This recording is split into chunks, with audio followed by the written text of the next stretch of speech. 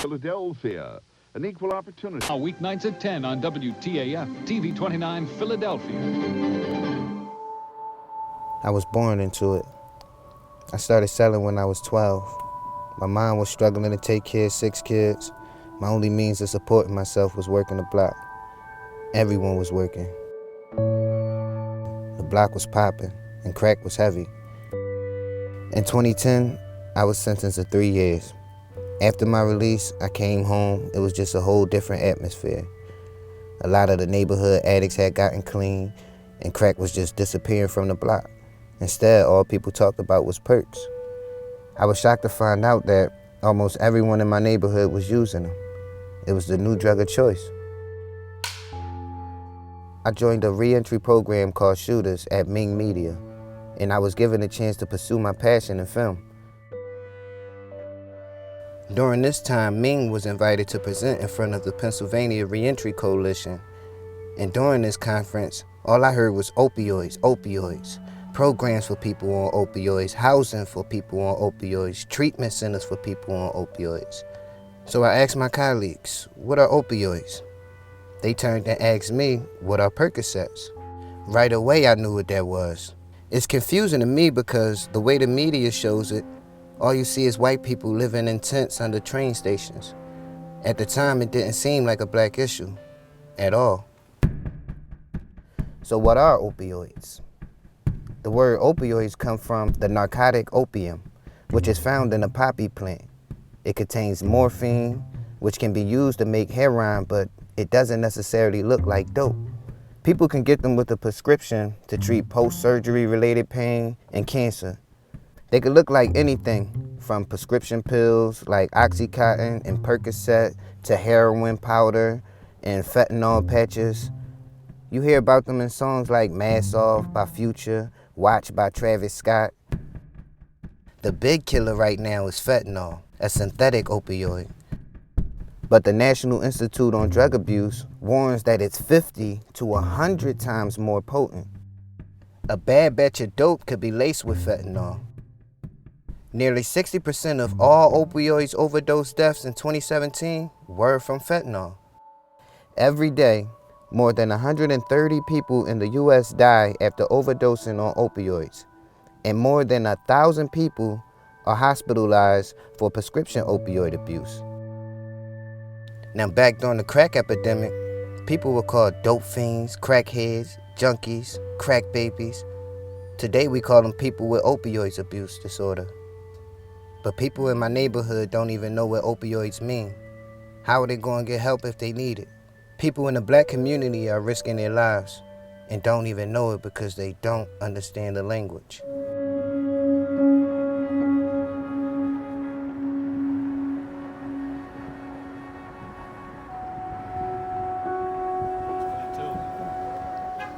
Y'all ever heard of the word opioid? I know it's a drug. How you know that it's a drug?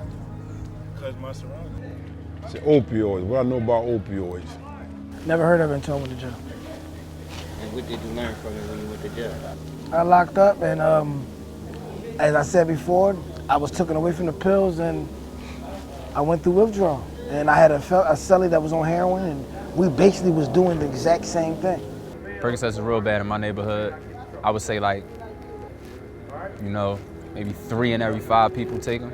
Kind of became the fad, like Future, you talk about drinking lean and popping perks and stuff like that, All you gotta do is turn on the motherfucking radio, put anybody, rap DVD in, any of that shit, all you gonna hear them talk about is perks. See, if they knew about it, they wouldn't indulge in it. They wouldn't consume it if they knew about it, if they knew what opiate was. Do you think people in your neighborhood know what the word opioid means? I doubt it. If you ask 100, I'm gonna say 98 probably wouldn't. And why you think that? It's just not talked about.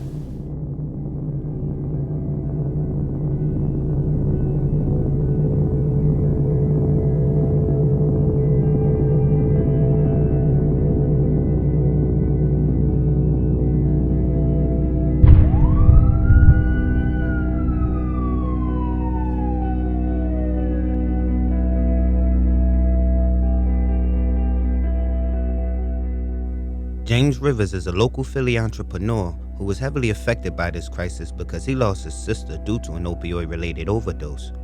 I came across his story because he posted his sister's obituary on Instagram, which described the actual cause of death. It was a bold choice because that's not something you would normally see happen in the Black community. It really made a big impact. Because of this, he is now a community activist focusing on bringing awareness of this crisis to the Black communities. I could say opioid crisis really affected me the most when I lost my sister. She was 25. She got a son that's 8 years old and a daughter that's 2 years old. She got into the Percocets the same way I got into it, you know what I'm saying? The neighborhood, it's urban, it's trending, everybody want to try it, everybody want to be down. I'm not sure, I'm gonna say her addiction probably had to be about 3 years. The part that really hit is when strangers walk up to you like, yo, you know your sister on this, or you know your sister doing this, or your sister getting high off this, your sister getting high off that. That's like when it really hit home. I reached out, I talked to her a lot of times. I tried to get her help. She was a single parent and she got her daughter, so I set it up where though she could sign into a mother and daughter program in a rehabilitation center. The day of, she went out about 10 o'clock at night and she went and got whatever she got and went in the house, laid back down with her daughter and woke up. She didn't wake up. Like when they woke up in the morning, she was just cold. And they called the ambulance and that's how they found the overdose.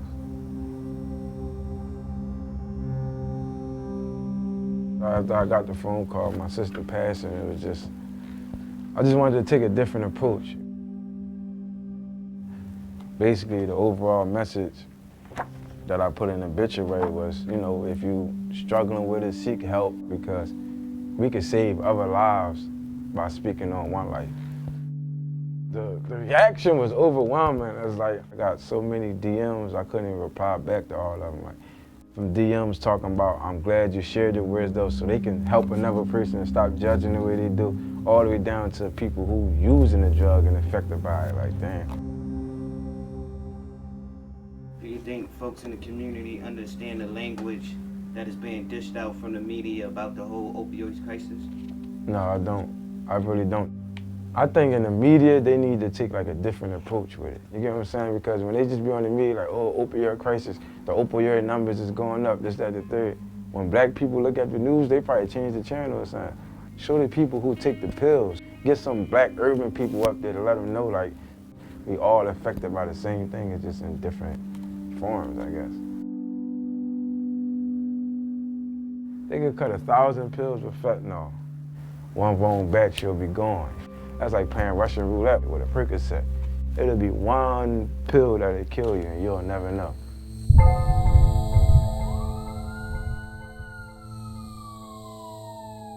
If they knew that perks was just the same, it had the same addicted ways as heroin, a lot of them wouldn't take it. Because they see you frown out, you tell somebody, okay, look, man, I got some heroin, you wanna go have some heroin, you wanna snort some heroin, wanna shoot some heroin? They be ready to rumble. Yo, man, I got some perk 30s, this that 30, man, let me get a couple. You start off, you're taking 5 milligrams, then you jump up to 10, 15 milligrams, then after that, 30 milligrams, and you're paying $1 per milligram, so 30 milligrams is $30. After that's not getting you high no more, most people can't afford $60 to get 2 or whatever the case may be, so they just backtrack to a $10 bag of dope, and then from there it's downhill. More people could tell you where to get some perks from than they can where to get some recovery from. That's the sad part about it, you know what I mean? Especially areas where it's high, you know what I'm saying? The epidemic is high. In certain areas, let's just be honest, like it's not gonna be the same here as it is Center City, you know what I mean? I mean, they talk about like the good things about perks, but they don't talk about the thing, how you throwing up and, you know, how you get dope sick, you get, you know, because at the end of the day, everybody get a choice, right? If you're gonna do it or you're not. I say like go the other way, like don't do it. It's not worth it. It's not worth your future. It's like jumping down a rabbit hole, climbing down a rabbit hole. You're just gonna keep getting yourself deeper and deeper and deeper until one day you strung out here on the streets. This Percocet thing is like it's not an old thing with us. It's new, so they don't like it hasn't been talked about. Like we haven't been educated. We don't know. If you need them, take them. If you don't, and you're taking them, Know what you're taking.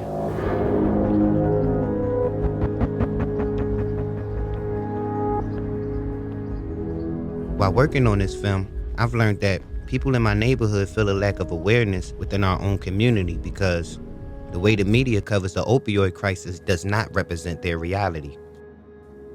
A guy from my block passed away from opioids, and there wasn't much conversation on his actual cause of death. See, unlike James Rivers, most black people are embarrassed to talk about their loved ones dealing with an opioid addiction, which makes it harder to address the problem and find the help they need. This year, data research has shown that the number of non-fatal overdoses have been higher in the black communities compared to the white communities for the first time. Non-opioid related drugs are now laced with fentanyl, wet, crack, meth, even cocaine and many others. Combining some of these drugs with fentanyl has caused an increase in overdoses by 350%. Nowadays, counterfeit pills look exactly like Xanax and Perks, and they all laced with it. You basically can't tell a difference anymore. The only way to find out what you're taking is by using test strips. Cities and organizations are doing a lot to try to end this crisis. They are making sure treatment and medical care is available for those addicted by discussing safe consumption sites, making sure Narcan is available, and giving training on how to properly use it for overdoses. With that being said, the national conversation needs to change. As a society, we can't talk about solutions if we aren't speaking the same language. Language is powerful. It could be the difference in getting help or getting left behind. It could be the difference in life or death.